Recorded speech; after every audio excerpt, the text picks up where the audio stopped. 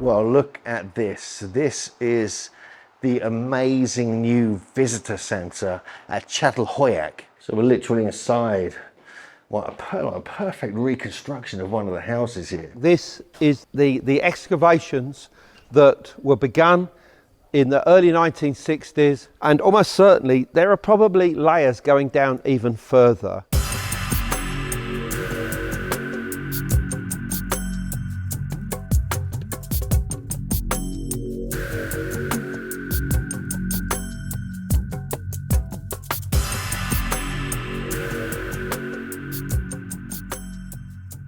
Here we are at the brand new visitor centre and museum at Çatal Höyük near Konya in Turkey.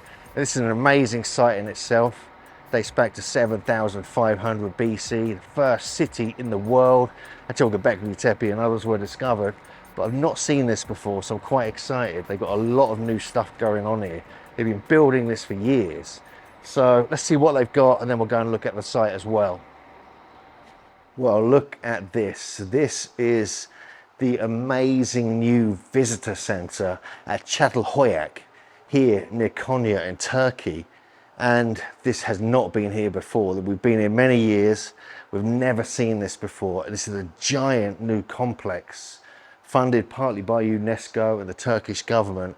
Has many artifacts, displays, everything you can think of, explaining what was going on at the world's oldest city, which dates back to 7,500 BC. Let's have a look around, see what they got. So this is called the dawn of the Anthropocene, Çatal Höyük and its environment. You have these amazing graphics here, which we'll look at, but look at this. We have all the different fauna, different animals. And the leopard is of particular interest to us because we find the leopard symbolism so strongly at the earlier site, further east at Karahan Tepe. But obviously we find it strongly here. Then we have the auroch, and we have many other creatures, very similar to the ones depicted at places like Göbekli Tepe. All the different types of flora as well. But this is pretty cool. You actually have a look at this. And this just is a huge wide screen, and it just shows you the whole landscape, what it would have looked like. Now, this is pretty impressive. Look at this. So it gives you a real sense of what was really going on here at Çatal Höyük. It's fascinating. You can see that even people walking around, the way the landscape would have been along with the different buildings and everything else. And over here, we have different stones, the lithics that have been found, like the obsidian, the different types of blades and hand axes, the way they worked with the different plaster and the soil and the pigments. Remarkable. This is a really interesting whole situation they put together here at Çatal Höyük. Let's move on to the next section. Actually here, they've got the whole area, the whole landscape. You can see the pre-pottery Neolithic era, Göbekli Tepe, Karahan Tepe, and so on. Then Çatal Höyük's further to the west. The way the different plants and animals moved through the area. You got some bones here from the aurochs and the different types of cattle. Amazing. And here's really quite interesting. They've really gone to town on this. Different ways of artisans and things like this. Over here they've got a reconstruction of one of the houses, which shows you all the different paintings. This just shows you the different kind of hunting scenes. More hunting scenes. This is the imagery, which is actually quite similar to what we see at Sayburch. And we have the great vultures. We have them flying into position here, which is kind of fun. Although the headless beings have heads. Then we have the depiction of the city plan being recreated here and over here. So you can see it all building up. Very, very interesting actually, the way they've done this. The different geometric patterns that are found at Çatal Höyük.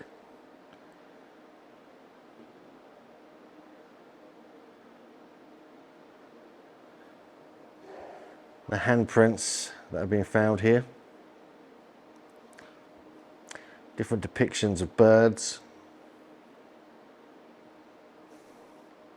And the Anatolia leopards. And the symbols that go with them, because we find this symbol in many different cultures. It may well have originated here, although the leopard symbolism we find at earlier sites like Karahan Tepe and even at Göbekli Tepe as well.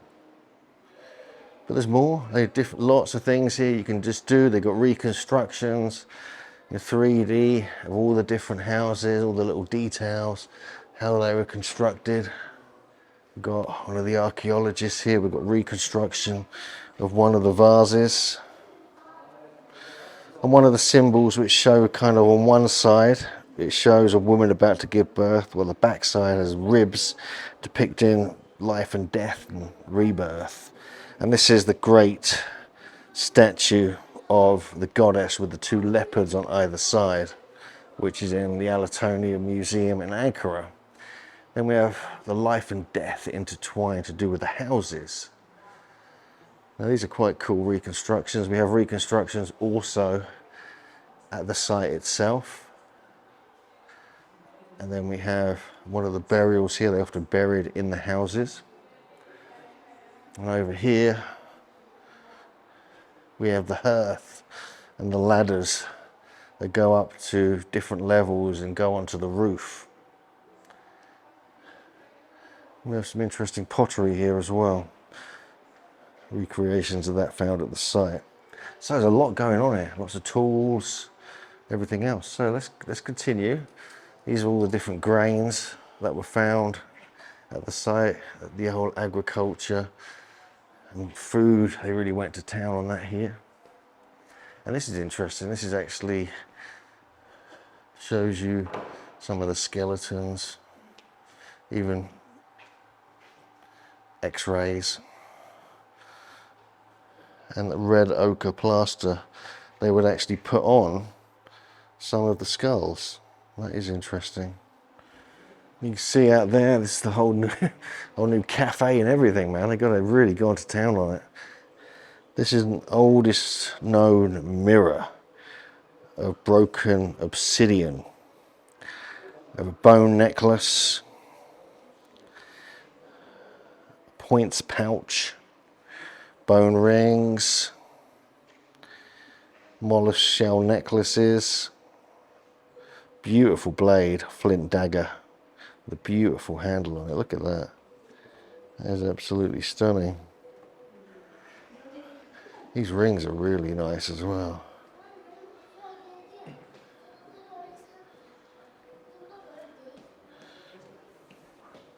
Fascinating. Wow, so much going on here. Then we have the houses. So here's people, this is what they think. People would actually do their daily activities on top of the houses. And that's where the roofs were. They come out the roof and do their things, textiles, other such things. And we've got lots of, this is like a digital archive of all the different things at the site here. Too much to go into now. Possibly the most interesting to me are these goddess statues. These are very similar to what we find in Malta, also to what we see even at Göbekli Tepe, which is before Çatal Höyük. But down these steps, this is where we actually get a sense of being inside one of the houses. So let's go and take a look. So this is new. This isn't the same house reconstructions at the site, which we've been to before. This is a whole new thing. And that's just how deep everything goes here. And this is it. Look at this. It's quite beautifully done. So we're literally inside what a perfect reconstruction of one of the houses here. You have the beautiful paintings on the wall. You even have these bull horns, this special area over here, which, you know, is like next to the beds. Over there you have a hearth and the roof where you walk up to on a ladder. These are really advanced, really, if you think about it. And we must consider that the Tufians were doing this long before anyone at Çatal Höyük was, going back like 14,000 years. But here we see it really developed into really the first ancient city on the planet, which dates back to almost 7,500 BC. So, so this is a really interesting time. And this was really the oldest known site anywhere really in the world until Göbekli Tepe, Karahan Tepe, all the Taztepala sites were then found. So to be here is really important. We'll have a look at the site as well with Andrew Collins, and we'll have a look at the reconstructions they've done there, which are a little bit different. They give you a real sense of what it would have been like to live there. But this is a good example of it as well. And yeah, so this is all new. This whole area is brand new. They put this all together in the last year or two. It's been building for a few years. And so I think we were one of the first people to see this. I wanted to share this with you quickly, just to show you what's going on at Çatal Höyük in the new visitor centre, this amazing museum with lots of interactive stuff going on, but also at the site as well. So let's continue. Let's have a walk through the rest of it, and then we'll get to the site, see if anything's been updated there as well. So we're just leaving the building now, and yeah, this is all brand new. You've got bathrooms there. Over here we have like the cafe and everything else. So as you can see with the sign here, this is towards the east mound. This is the one that's, I believe, is the one that's open. We need to check that. One of them was closed for a long time. So we just looked at the main visitor centre. Now we're going to go into the classic part of the site where the actual excavations are, but also where there's more reconstructions. Still a bit of a building site, you can see that behind me there. But this is amazing. I did not expect to see that this year. So this is the main site up here, just in the distance up there.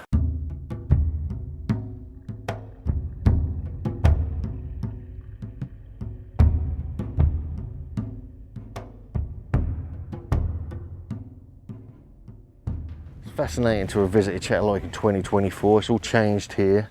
Now we're going to talk to Andrew inside one of the reconstructions and inside the site.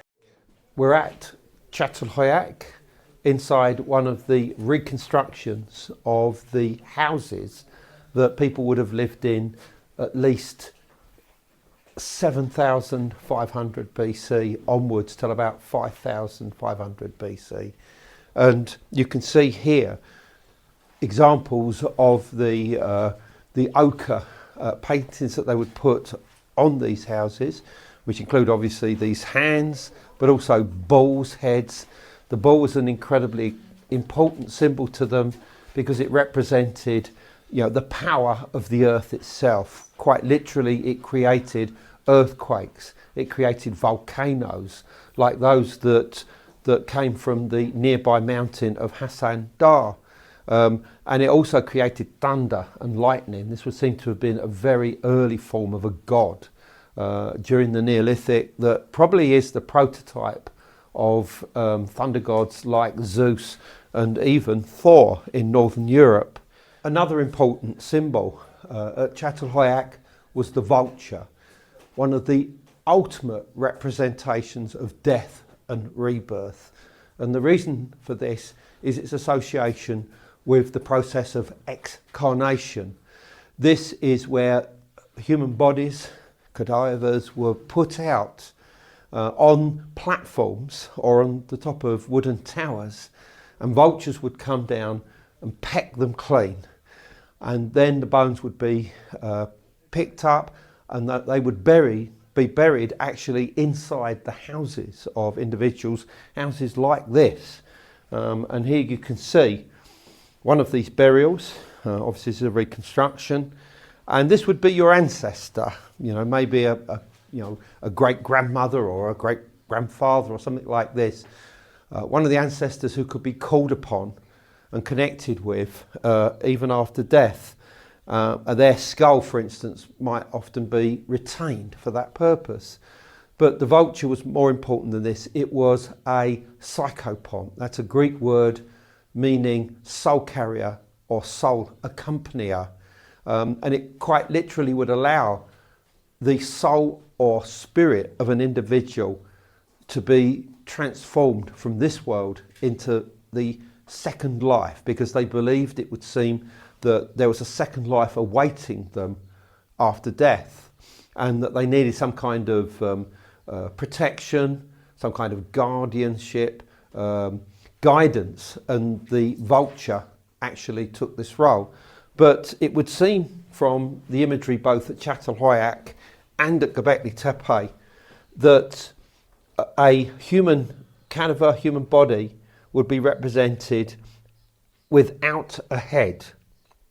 And the reason for this is that the soul or spirit was thought to reside inside the head. So in other words, at the point of death, it would travel and would be shown separately, either as a ball with a couple of eyes and a nose or a mouth, or simply as a ball itself.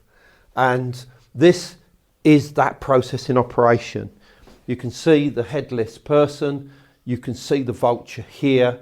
It's in the process of, defleshing the body in what was known as a sky burial, in allowing the spirit to go into the next world. There is no images of the heads here, but they were seen in some of the murals, and obviously can be seen at Göbekli Tepe on Pillar 43, the so-called vulture stone. This is a massive representation of what's known as the Ana Tanrika, the mother of Anatolia, and it is actually a copy of quite a small figurine that was found at Çatal Höyük, but the enlarged gigantic form of it shows very clearly what was actually on it, and that's the fact that this full-bodied woman has her hands resting on two leopards. Leopards is the third most important of the religious symbols here, with the vulture and the bull. And this was another symbol of transformation from this world to the next. And between the legs of the Ana Tanrika in the original figurine, and also represented here, is a human head, the symbol of the soul or spirit of the person being not born into this world, but reborn into the second life. This is the excavations that were begun in the early 1960s by the British archaeologist James Mellart.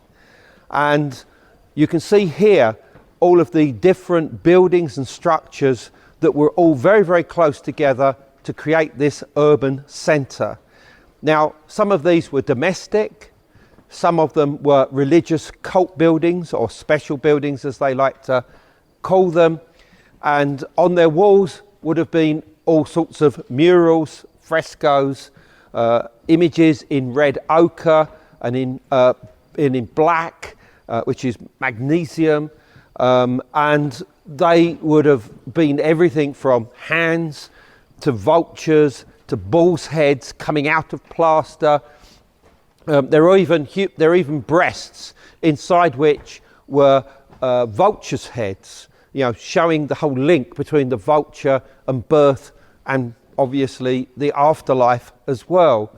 And this whole site was connected very strongly with the nearby mountain of Hasan Dağ. And it was from there that the obsidian came, the black volcanic glass that was used to make stone tools and arrow points and lance points, daggers, etc., etc. And this would have been an important trade of Çatal Höyük. They were able to perfect their art, and this was taking place in this part of the occupational mound from about 7,500 BC down to about 6,000 BC. There is a second mound which is just over there, which was slightly later, and excavations are still taking place there to this day. But this is the top of the mound, and almost certainly there are probably layers going down even further, because all of it was created, and it may well be that there is pre-pottery Neolithic activity at this site that perhaps even goes back to the time of Göbekli Tepe. So clearly all you can see today is the walls. Most of the murals or frescoes have been removed. They are in the Anatolian Museum of Civilization at Ankara, and to preserve them. And many thousands of artifacts were also found not just by James Mellart, but also by Ian Hodder, another British archaeologist who's worked extensively on this site through to the present day and is still involved with activities here. So, this is an example of urban city life, if you like, as much as 9,500 years ago. And it's just somewhere that you can just take in the atmosphere, get the feel of it, and just think about how people lived all that time ago.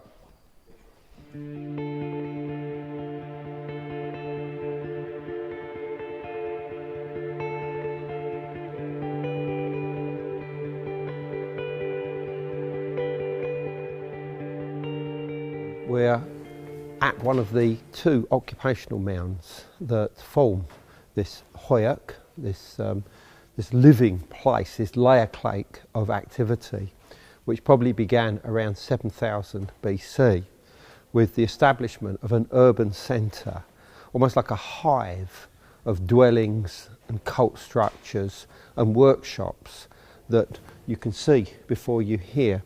This is the excavations that have taken place since the 1960s, initially under the British archaeologist James Mellart, and then in the later period in 2000s by Ian Hodder, another British archaeologist.